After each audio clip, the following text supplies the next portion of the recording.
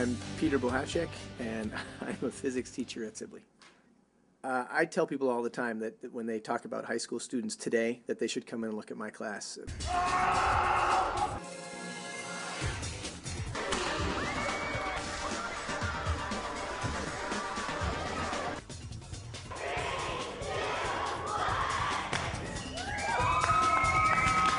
My students are motivated, they're interested. You guys are going to be famous.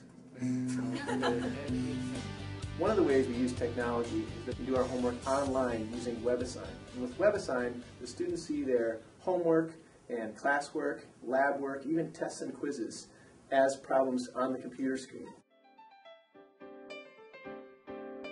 WebAssign is an interactive online teaching tool we use in physics and chemistry at Henry Sibley High School.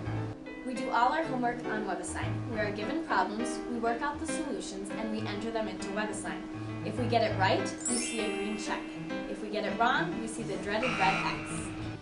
So one of the things that we're most excited about in using technology to teach is that we're replacing traditional word problems, like you usually see in a physics class, with video problems. So in a traditional word problem, somebody's written a description of an event, and the students are given all the information they need, and only the information they need, to solve the problem. And the advantage is that with video problems, the students are really seeing the event. It's not a written description, and so it more closely matches the way physicists use physics in the real world. It's also a lot more interesting for students to see the event than it is to read about it. The problem of a bullet getting stuck in a block and having the block slide is like a common problem in all physics curriculum. And the idea here is to reenact that in real life. So we have a pneumatic cannon, and instead of a bullet, we use a peanut M&M. Peanut M&Ms.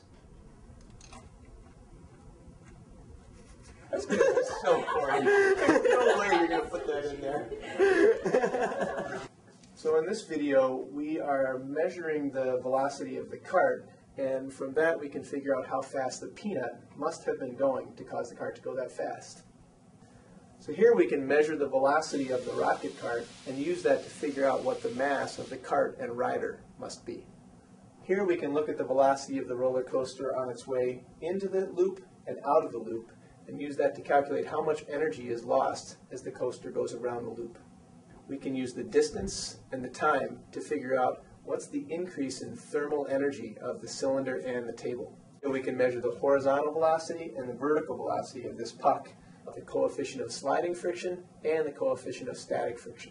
We're measuring the change in velocity of the cart. We can figure out what the velocity of the roller coaster and predict how fast the cart will go when it's released. To figure out the properties of the spring that causes the cart to stop, how fast the ball was going. So which is more engaging, this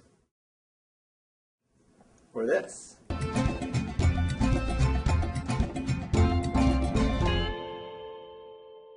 So right now we have about 2/3 of our senior class takes one of our physics courses, and in our AP physics class, which has about 30 students, we get about a 95 or 100% pass rate every year. Every teacher wants to have a class that's engaging and rigorous. Our goal is to use technology to accomplish that.